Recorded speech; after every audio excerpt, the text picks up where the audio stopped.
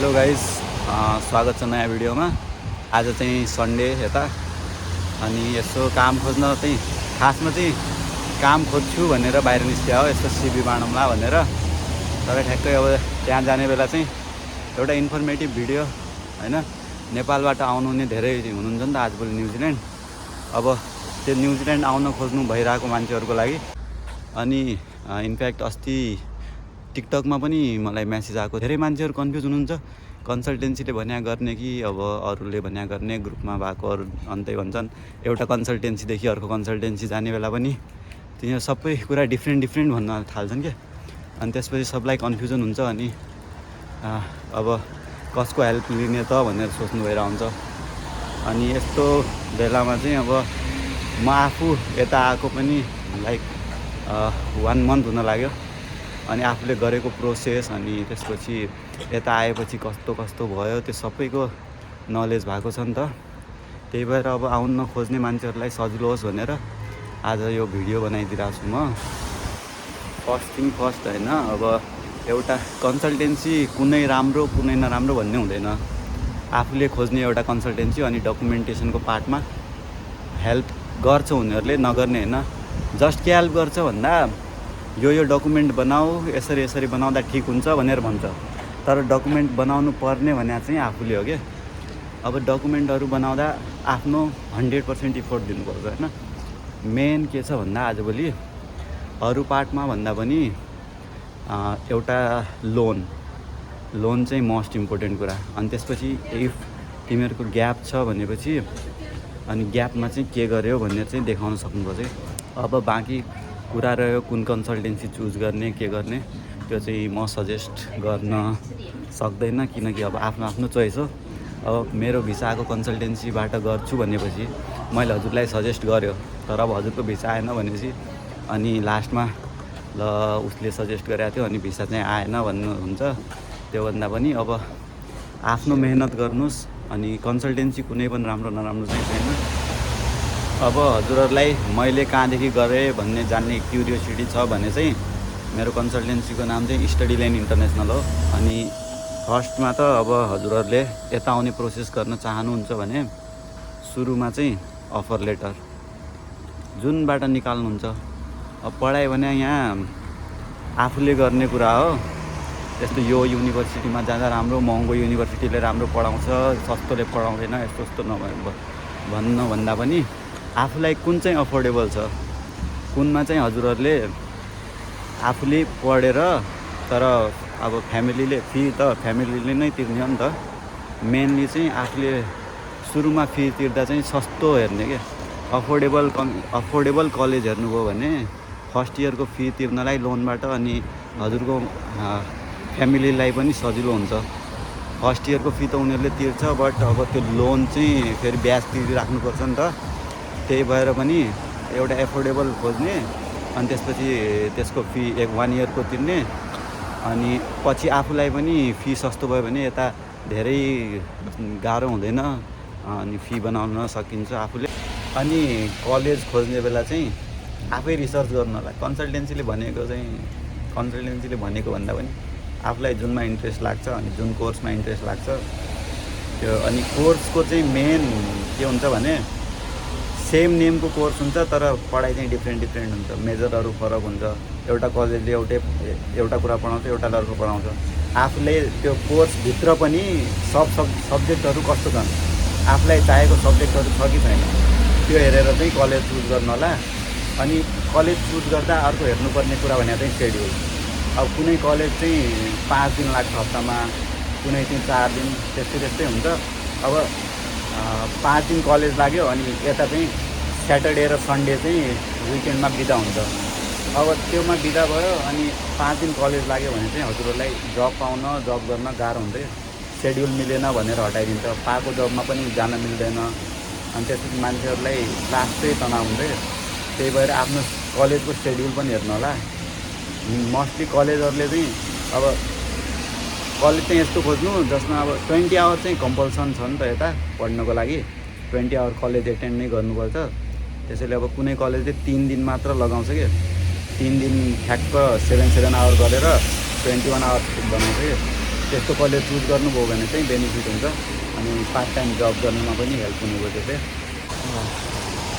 अब लोनको बारेमा कुरा गर्नुपर्दा चाहिँ यता 3वटा ब्याङ्कको लोन मात्र एप्रुभ हुन्छ, नबिल ब्याङ्क, अनि SBI ब्याङ्क र स्ट्यान्डर्ड चार्टर्ड ब्याङ्क होइन। त्योमा पनि अब म्याक्सिमम् मान्छेहरूले नबिल ब्याङ्कबाटै लोन लिनुहुन्छ।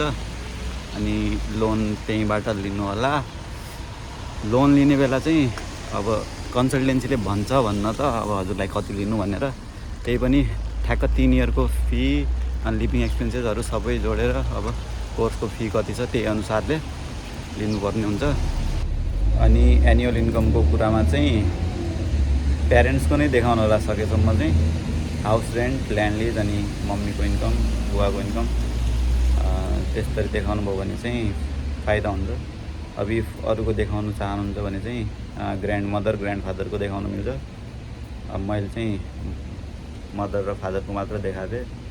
त्यसमा पनि अब जति हुन्छ बढी देखाउनु होला, किनभने पछि त्यसले चाहिँ अनि लोन लिनमा हेल्प गर्छ क्या। लोन लिनमा एजेन हामीहरूले हजुरहरूको जस्तै $20,000 चाहिँ यताको लिभिङ एक्सपेन्स हुन्छ 1 इयरको। अनि हजुरको 3 इयरको कोर्स छ भनेपछि 20,000 × 3 हुन्छ होइन, $60,000 त्यो भयो। अनि त्यसपछि एडिसनल कोर्सको फी लाग्यो। त्यो सबै चाहिँ लोन र एनुअल इन्कममा देखाउनु पर्ने हुन्छ कि हामीहरूले। अनि त्यसपछि भ्यालिड हुन्छ अनि भिसा आउने चान्सेसहरू बढी हुन्छ। त्यही भएर एनुअल इन्कम र लोनमा चाहिँ ध्यान दिनु होला। बट हजुरहरूलाई साँच्चीकै यताको रियालिटी चेक दिउँ भनेपछि चाहिँ you can't make your fee होइन। साँच्चीकै भन्नुपर्दा धेरै कमजना छ होइन जसले सेकेन्ड इयरको फी आफै बनाउँछ क्या। किनकि अब यहाँ यताको लिभिङ कस्ट अनि ग्रोसरीहरू नै यति महँगो छ कि हजुरहरू पैसा सकेको थाहा पाउनु हुँदैन क्या। त्यही भएर पनि अलि एफोर्डेबल कलेजमा हुनु कि 20 घन्टाले त इफ त्यो IRDमा मात्र काम गर्ने हो अनि 20 घन्टा मात्र गर्ने भने त इभन म पनि बनाउन सक्दैन कि आफ्नो फी। मेरो फी सस्तो छ त्यही नि बन्दैन कि। सो अब लक्किली इफ 20 आवरभन्दा बढीमा क्यासमा जब पाउनुभयो भने चाहिँ बनाउन सक्नुहुन्छ। बट त्यही हो अब त्यो गरेपछि त्यसको आफ्नै घाटाहरू पनि छ। त्यही भएर फी बनाउँछु त महँगो कलेजमा पढ्छु राम्रो एजुकेसन मिल्छ भन्ने सोचेर आउनुहुँदैछ भने चाहिँ त्यो चाहिँ हजुरहरूको गाह्रो पर्छ। त्यसपछि त्योभन्दा चाहिँ आफूले एफोर्डेबल कलेज खोज्ने। अनि अब त्यस्तो महँगो कलेजमा आउनुभयो भने चाहिँ हजुरहरूलाई गाह्रो नै पर्छ। सस्तोमा आउनुभयो भने यु क्यान म्यानेज। अहिले चाहिँ फेरि पैसा कमाछु भनेर उडाउने खोज्ने अनि धेरै गर्नु भएन। अनि कमाएको पैसा चाहिँ जति सक्दो आफूलाई चाहिने खर्च मात्र गऱ्यो भने चाहिँ अब एफोर्डेबल कलेजमा आएको छ भनेपछि हुन्छ। त्यही हो मेन। कलेजको सुरुमा अफर लेटर माग्ने बेला चाहिँ अब अफर लेटर मगाउने बेला त्यही सस्तो एफोर्डेबल कलेजको मगाउनु। त्यसले कि अब हजुरलाई सबै पछि आएर सबै कुरामा हेल्प होस्। अनि अफर लेटर मगाइसकेपछि अब अफर लेटर आयो अनि त्यसपछि के गर्ने त? अब त्यसपछि चाहियो हजुरहरूलाई ब्याङ्क स्टेटमेन्ट। न्युजिल्यान्डले मेनली मिनिमम चाहिँ 3 मन्थ्सको अनि म्याक्स टु म्याक्स 6 मन्थ्सको ब्याङ्क स्टेटमेन्ट भयो भने चाहिँ हुन्छ भन्छ क्या। अनि अब हजुरहरूको ब्याङ्क स्टेटमेन्ट छ भने इट्स गुड। नत्र अब आजभोलि अब मैले सिकाउनु त धेरै नपर्ला, स्टेटमेन्टहरू आफै बनाउनु, यताउतादेखि म्यानेज गरेर पैसा म्यानेज गरेर जस त्यो कर तिरेको छ भने इट्स अ प्लस पोइन्ट। तर ट्याक्स क्लियर गर्नु भएको छैन भने पनि द्याट डजन्ट एफेक्ट मच। मैले पनि आफूले पनि अब कुनैको ट्याक्स देखायो होला, कुनैको देखाएन, त्यही नि आम हियर होइन। त्यसैले ट्याक्सले चाहिँ त्यति असर पार्दैन। अब कुनै कन्सल्टेन्सीले ट्याक्स देखा कि देखा भन्छ, बट त्यो भन्नु मसँग छैन भन्नु। अनि त्यो ट्याक्सले चाहिँ धेरै फरक पर्दैन। अनि बाँकी कुरा आयो अब वार्ड डकुमेन्टमा हजुरहरूलाई त्यो एड्रेस भेरिफिकेसन, रिलेसन भेरिफिकेसन तिनीहरू सबै चाहिन्छ। अनि त्यो चाहिँ वार्डमा गएर उनीहरूले इदर त्यो वार्डसँग फर्मेट त हुन्छ अनि त्यो उनीहरू बनाइदिन्छ होइन बनाउनु त। तर इफ कोहीसँग कोही वार्डले छैन हामीलाई तिम्रो फर्मेट देऊ भनेपछि अनि कन्सल्टेन्सीसँग माग्नु होला, कन्सल्टेन्सीले दिन्छ अनि आफै बनाएर त्यो चाहिँ सिग्नेचर गराउनु चाहिँ वार्डमा जानु होला अनि लेटर हेड त्यो राखेर सिग्नेचर गराउनु होला। अनि अब हजुरहरू हाउस रेन्ट देखाउनु भइरहेछ, ल्यान्ड लिज देखाउनु भइरहेछ भने त्यसको चाहिँ एग्रिमेन्ट नै चाहिन्छ, त्यसको एग्रिमेन्टहरू बनाउनु होला। त्यसपछि त्यो सबै भयो भने चाहिँ अनि सबै डकुमेन्टहरू भयो अनि पुलिस रिपोर्ट अनि नोटरी ट्रान्सलेसनहरू अनि एनओसी त अब हजुरहरूले पछि निकाल्दा नि हुन्छ, तर अगाडि निकालिराख्नुभयो भने चाहिँ हजुरहरूकै बेनिफिट हो त्यो। अनि त्यस्तो अरू त त्यस्तो हार्ड प्रोसेस छैन यताको। अब त्यसपछि चाहिँ भिसा लज हान्ने, भिसा लज गर्नुहुन्छ भने अनि सर्टेन एमाउन्ट लाग्छ त्यसमै। अहिले कति छ, $850 न्युजिल्यान्ड डलर हो कि क्या हो, म ठ्याक्कै चाहिँ थाहा भएन मलाई नि। अहिले बढाएको छ सुनेको थिएँ मैले, आइसकेपछि चाहिँ 850 छ आई गेस है। अनि त्यो भिसा लज हानिसकेपछि चाहिँ सरी आई फरगट समथिङ, मेन कुरा एसओपी भने सबभन्दा इम्पोर्टेन्ट कुरा हजुरहरूको। अनि म्याक्सिमम मान्छेहरूको क्वेसन छ रिजेक्सन देखाउने कि नै, रिजेक्सन देखाएपछि के हुन्छ, पहिला कुनै कुनै कन्ट्रीबाट रिजेक्ट भएको थियो भने मेरो भिसा आउने छ कि आउँदैन, सबै कुरा हुन्छ नि त।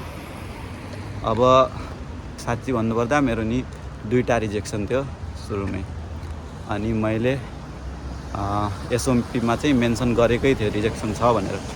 इभन न्युजिल्यान्डको अफिसियल वेबसाइटमा पनि त्यही भनेको छ, हजुरहरू केही कन्ट्रीबाट रिजेक्ट हुनुभएको छ भने त्यो मेन्सन गरिदिनु होला। मेन्सन गरेमा केही फरक पर्दैन, जस्ट इन्टरभ्यूमा सोध्छ किन चाहिँ रिजेक्ट भएको थियो भनेर, देन त्यो जुन लेटरमा जे भनेको थियो त्यही मिलाएर भन्दा हुन्छ।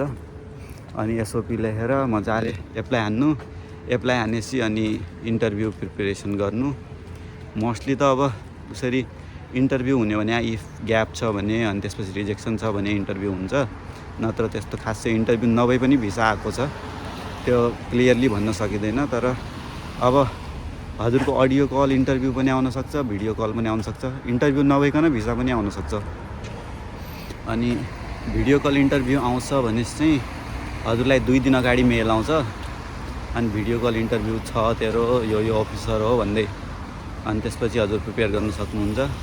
मैले चाहिँ त्यो जब मेरो भिसा लज गरेको थिएँ त्यसपछि नै मैले इन्टरभ्यू प्रिपेरेसन सुरु गरिसकेको थिएँ, किनभने अब पछि अडियो कल आइदियो भने त आफैलाई गाह्रो हुन्छ नि त। सो फोन चाहिँ जहिले आफूसँग राख्नु होला, अडियो कल इन्टरभ्यू पनि आउन सक्छ।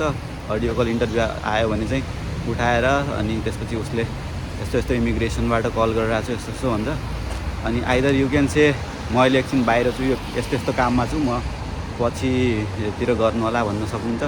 तर त्यसले ब्याड इम्प्रेसन पार्न सक्छ। सो कल उठाएर कुरा नै गरेको राम्रो, कल मिस चाहिँ नगर्नु होला। अनि त्यसपछि अब त्यो इन्टरभ्यू भएको पछि चाहिँ हजुरलाई केही एडिसनल डकुमेन्टहरू माग्न पनि सक्छ। एडिसनल डकुमेन्टहरू माग्यो भने चाहिँ टाइममा दिनु होला, एडिसनल डकुमेन्ट मागेन भने त इट्स फाइन। अब इन्टरभ्यूमा चाहिँ अब केही गाह्रो हुँदैन हो, इन्टरभ्यू पनि जस्ट बेसिक आफ्नो डकुमेन्टहरूमा अनि त्यसपछि एसओपीमा भएको कुराहरू चाहिँ याद गर्नु, अनि त्यसपछि पासपोर्ट नम्बर याद गर्नु, कलेजको बारेमा अनि कोर्सको बारेमा याद गर्नु, अनि प्यारेन्ट्सको इन्फर्मेसन, अनि त्यसपछि आफूले आफ्नो इन्फर्मेसन, अनि त्यसपछि के कोर्सेसहरू छ त्यो, अनि बाँकी चाहिँ त्यही रिजेक्सन किन भयो त्यो अब बेसिक सोध्ने भने रिजेक्सन छ भने रिजेक्सन किन भयो, अनि why this college why this course तिनीहरू त अनि त्यो त अब एसओपी चाहिँ आफूले लेखाएको छ भने त त्यो सबैलाई थाहा हुन्छ, तर अरूबाट लेखाउनु भएको छ भने त्यो कुरा चाहिँ याद गर्नु होला। एसओपीमा भएको चाहिँ जे पनि सोध्न सक्छ कि उसले अगाडि एसओपी खोलिराख्छ अनि त्यसपछि इन्फर्मेसन पनि लिइराख्छ, अनि इन्टरभ्यूमा चाहिँ बिस्तारै बोल म डिटेल लिइरहेको छु भन्छ, अनि सबै कुरा लेख्छ कि, अनि त्यो म्याच नभएपछि चाहिँ गाह्रो हुन्छ। त्यसैले पनि इन्टरभ्यू दिँदा चाहिँ राम्रो दिनु होला। मेन चाहिँ इन्टरभ्यूले नै हो डिसाइड गर्ने हजुरको एआइपी आउँछ कि आउँदैन भन्ने। अब हेर गाइज, अघिदेखि यता चाहिँ ठिकै थियो मौसम, अहिले 81 पानी पर्न लाग्यो। अनि अम्ब्रेला चाहिँ ल्याउनु होला। अनि म कहाँ पुगेको थिएँ भन्दा भिडियो कल इन्टरभ्यू भयो भनेपछि चाहिँ त्यो सुरुमै केही पात्र चिटिङ गरिरहेछ या अरू मान्छे रुममा बसेका छन् त्यस्तो चाहिँ सोध्छ क्या। अनि त्यसपछि क्यामेरा घुमाएर पुरै चारैतिर देखाऊ भन्छ। सो अब कोही मान्छे नभएको ठाउँ अनि त्यसपछि एक्लै बसेर दिनु होला इन्टरभ्यू चाहिँ। अनि त्यसपछि इन्टरभ्यू सकिएको केही टाइममै एआइपी आउँछ। अब कसैको चाहिँ त्यही दिनमा पनि आउँछ, कसैको 10-15 मिनटमा पनि आउँछ, फेरि अझै कसैको चाहिँ विथिन अ विक आउँछ, विथिन अ मन्थ आएको पनि केसेसहरू छ कि। So it all depend on the visa officer. अनि त्यसपछि कतिवटा फाइल लज छन् त्यही अनुसार हुन्छ। अब एआइपी आयो भने चाहिँ खुसी हुनु होला। लगभग 99% हजुरको भिसा आयो होइन। अब 1% चाहिँ अब हजुरको लक छैन भने चाहिँ केही भन्नु सकिँदैन। अनि 99% चाहिँ आउने चान्स हुन्छ। अब त्यसपछि चाहिँ फेरि अब सबै कुरा के गर्नुपर्छ भनेर एआइपीमा लेखा हुन्छ। अब मेन त फी तिर्न पऱ्यो, डिस्पर्स गराउनु पऱ्यो लोन, अनि त्यसपछि फी तिर्न पऱ्यो। अनि लोनको प्रोसेस चाहिँ अगाडि नै सुरु गर्नु होला। एआइपी आए चाहिँ सुरु गर्छु नभन्नु होला। त्यो जुन बेला स्टेटमेन्ट बनाउनु भएर हुन्छ त्यही बेला नै गरेपछि राम्रो। किनकि अब डिस्पर्स चाहिँ गराउनु पर्दैन नि त। सो ब्याज तिर्नु पर्दैन, सिधै जब एआइपी आउँछ अनि त्यसपछि डिस्पर्स गराएपछि मात्र ब्याज तिर्नुपर्छ कि। सो लोन चाहिँ रेडी राख्नु होला। अनि एआइपी आएपछि डिस्पर्स गराउनु लगाउनु होला। डिस्पर्समेन्टमा पनि सुरुमा चाहिँ फी मात्र डिस्पर्स गराउँदा नि हुन्छ। कसैको इफ सेभिङहरू छ भने, सेभिङहरू छैन भने चाहिँ फी मात्रै नभएर लिभिङ एक्सपेन्सेसहरू पनि देखा भन्छ क्या, $20,000। अनि त्यही हिसाबले चाहिँ गर्नुपर्छ, डिस्पर्स गराउनुपर्छ। अनि एउटा त्यो फी पठाइसकेपछि लेटरहरू, अनि त्यसपछि त्यो सबै अब त्यो एआइपीमा लेखे अनुसारको डकुमेन्टहरू हजुरले बुझाउनु भयो भने चाँडै नै हजुरको भिसा आउँछ। अनि अब भिसा आइसकेपछि त मैले के भन्नु पऱ्यो, भिसा आइसकेपछि अब आफ्नो टक्क टिकट काट्नु होला। अब मेन कुरा चाहिँ टिकटको। अब टिकट काट्ने बेला चाहिँ म्याक्सिमम् के हुन्छ भन्दा पछितिर काट्नुभयो भने, मतलब जब डेट नजिक आउँछ त्यो बेला काट्नुहुन्छ भने चाहिँ अलिक महँगो हुन जान्छ क्या। त्यही भएर आफूले पनि टाइममा हेर्दै गर्नु होला, जहिले सस्तो हुन्छ त्यो बेला काट्नु होला। तर सकेसम्म चाहिँ छिटो काटेको बेटर, अलि कम प्राइसमा मिल्छ। अनि अब कोही चाहिँ म डेट आएपछि काट्छु भन्ने हुनुहुन्छ, त्यस्तो भयो भने चाहिँ अब लक्की भयो भने त्यो प्राइस चाहिँ ड्रप पनि हुन्छ कि। फेरि त्यो केही प्यासेन्जरहरू थोरै छ या केही भयो भने पछि ड्रप पनि हुन्छ। तर त्यो चाहिँ लक्कीहरूको लागि भयो। अब त्यसरी चाहिँ नर्मल्ली चाहिँ 2-3 महिना अगाडि काट्नुभयो भने भिसा आएको केही दिनमा काट्नु, त्यसपछि चाहिँ अलिक फाइदा हुन्छ। लेटको काट्नुभयो भने कम प्राइसमा मिल्न सक्छ सेम टिकट। पछि ढिला गर्नुभयो भने चाहिँ त्यही टिकटको लागि पनि झ्याउ हुन्छ। अनि टिकट चाहिँ कोबाट लिने, कसरी लिने भन्ने सबै सोचिराख्नु भएको हुन्छ। अनि मेन त अब धेरै पाउँछ कन्सल्टेन्सीले, इभन कन्सल्टेन्सीको लिङ्क पनि हुन्छ, कन्सल्टेन्सीले नम्बर दिन्छ, त्यो सबै हुन्छ। तर अब आफूलाई चाहिँ कसरी फाइदा हुन्छ भन्दा टाइममा चाहिँ उसको त्यही सिधै वेबसाइटमा जाने कि। जस्तै म सिङ्गापुर एयरलाइनबाट आउनेवाला थिएँ, डाइरेक्ट सिङ्गापुर एयरलाइनको वेबसाइटमा जाने कि। अनि त्यसपछि यो डेटको अनि यहाँदेखि यहाँ जाने फ्लाइट भनेर सर्च हान्नु होला। अनि कति छ प्राइस त्यो बुझेर अनि त्यसपछि मात्र त्यो एजेन्टलाई पैसा दिएर अनि त्यसपछि काटाउनु होला। नत्र पैसा कमिसन खान्छ कि। अब कमिसन खानु नराम्रो चाहिँ होइन, अब उनीहरूले पनि काम गरेको छ, कमिसन त खाने नै भयो। बट अब हजुरहरूलाई आफूलाई घाटा नलागोस् भन्ने छ भने चाहिँ टाइममा त्यो हेर्दै गर्नु। अनि जुन बेला चाहिँ अलिक प्राइस लो भए हुन्छ त्यो बेला काट्दिनँ भन्यो भने हजुरलाई पनि सस्तो पर्न जान्छ टिकट। एयरलाइनको कुरा गर्नुपर्दा चाहिँ सिङ्गापुर एयरलाइन्स छ। अनि चाङ्गी एयरपोर्टमा ट्रान्जिट हुन्छ त्यो। म पनि त्यहीबाट हो। अनि त्यसपछि त्योमा चाहिँ टोटल फ्लाइट टाइम 15 to 20 आवरको बिचमा हुन्छ क्या। लिएर ट्रान्जिट लगाएर चाहिँ त्यति टाइम हुन्छ। अनि अर्को चाहिँ छ चाइना साउदर्न एयरलाइन छ, क्याथे पेसिफिक छ। अनि मेन हेर्नुपर्ने भने चाहिँ ट्रान्जिट कति टाइमको छ, टिकटको प्राइस कति छ, अनि लगेज हजुरहरूले कति लग्न पाउनुहुन्छ त्यो चाहिँ हेरेर गर्नु होला। अनि त्यसपछि चाहिँ सपिङ अनि उड्ने काम त हो। त्यही पनि म के भन्छु भन्दा मान्छेहरू म्याक्सिमम् सोध्छ 1 महिना 2 महिना अगाडि गएर जान्छु अनि जब सब गर्छु। अब इफ यु आर लक्की होइन त्यो गर्दा पनि राम्रो हो, तर लक्की भएपछि चाहिँ मिल्छ, नमिल्ने होइन जब। तर अब धेरै नै 10-15 दिन कलेज लाग्नुभन्दा चाहिँ 10-15 दिन अगाडि आएको बेटर, खर्च हुँदैन अनि जब त मिल्छ मिल्दैन थाहा छैन। अब मेरै कुरा गर्नुपर्दा मैले जब त आएको दोस्रो दिन पाएको हो, तर अब चाहिँ जबलेस छु। क्याजुअलमा मिल्छ, त्यसमा कति नै दिन्छ र पार्ट टाइम जब पाउनु चाहिँ गाह्रो नै छ। यता पार्ट टाइम जब पाउनुलाई अलिक मेहनत गर्नु पऱ्यो, रेजुमेहरू चाहियो अनि त्यसपछि रिफरेन्सहरू चाहियो। म्याक्सिमम् चाहिँ रिफरेन्स भन्नाले अब जस्तै पहिलादेखि कोही काम गरेर राख्नु भएको छ दाइ दिदीहरू भने चाहिँ उनीहरूले नाम सजेस्ट गरिदियो भने चाहिँ सजिलो हुन्छ। तर त्यो पनि इफ काम एभाइलेबल छ भनेपछि सजिलो हो, नत्र त यहाँ मेरै रुममेटले पनि आएको 8 महिनापछि जब पायो। अब सोच्नु कति गाह्रो छ सस्टेन गर्नुलाई। अनि इफ फ्यामिलीले सक्छ भनेपछि चाहिँ म्याक्सिमम् जति ल्याउन मिल्ने हो, आई मिन $2500 USD ल्याउन मिल्छ नि त। अनि इफ फ्यामिली सक्छ भनेपछि चाहिँ $2500 नै लिएर आउनु, हजुरहरूलाई सजिलो हुन्छ पछिसम्म जब नपाउँदा नि। इफ सकिन्न भनेपछि चाहिँ अब जति सक्नुहुन्छ त्यति ल्याएर आउनु। अनि यहाँ अब कोही चिनेको छ कोही के छ अनि उनीहरूले हेल्प गरिदेला भन्ने चाहिँ आशमा चाहिँ नआउनु होला। आफ्नै दाइ दिदीहरूले पनि हेल्प गर्न खोज्दै पनि हुँदैन क्या।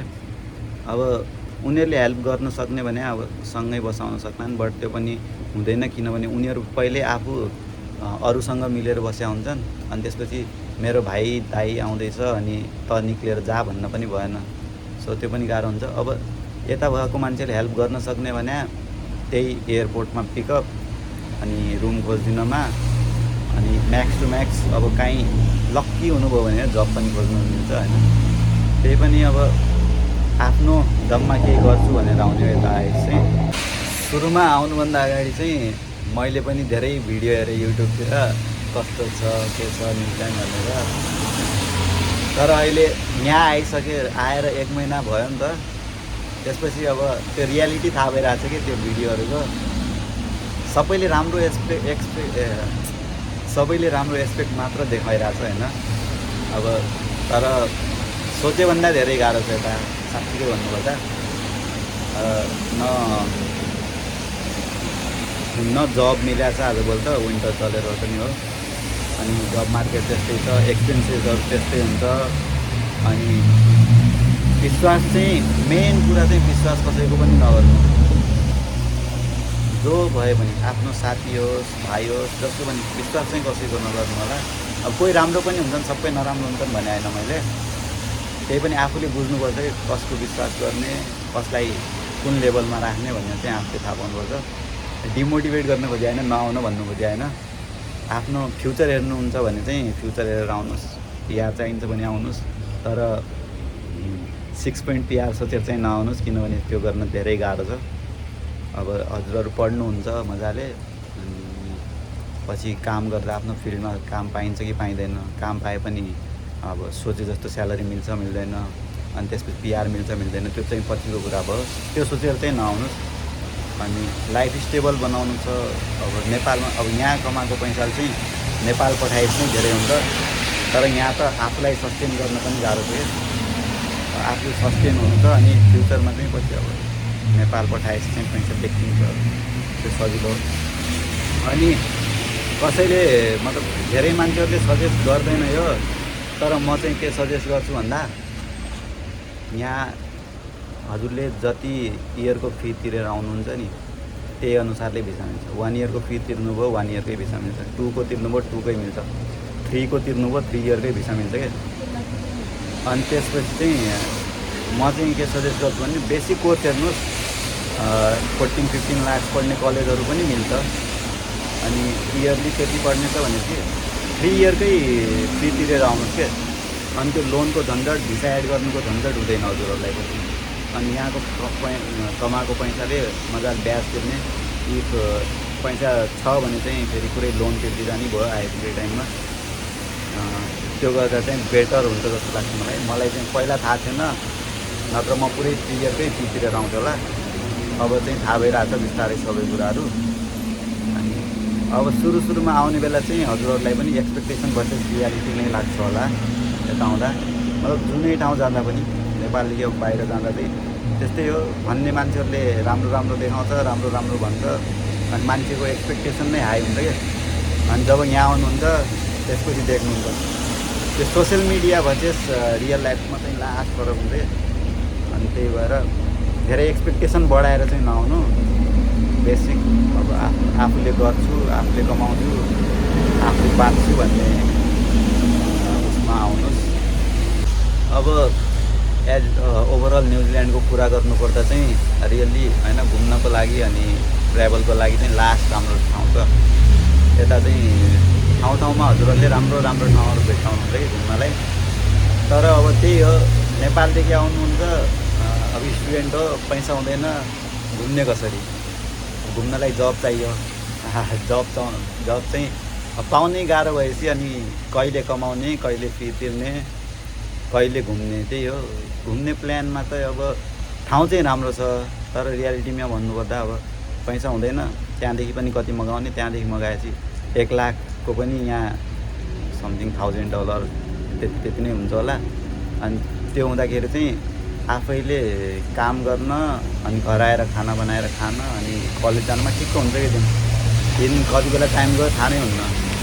अनि त्यही भएर अलि आफूले मेहनत गर्नुपर्छ। यहाँ आइसकेपछि जब लक्की हुनुभयो भने पाउनुहुन्छ, अब अनलक्की भएपछि अब टाइम लाग्छ, धेरै कुराहरू छ यताको। तर यसरी फ्युचर हेर्ने हो भने चाहिँ अब नेपालभन्दा चाहिँ बेटर छ होला।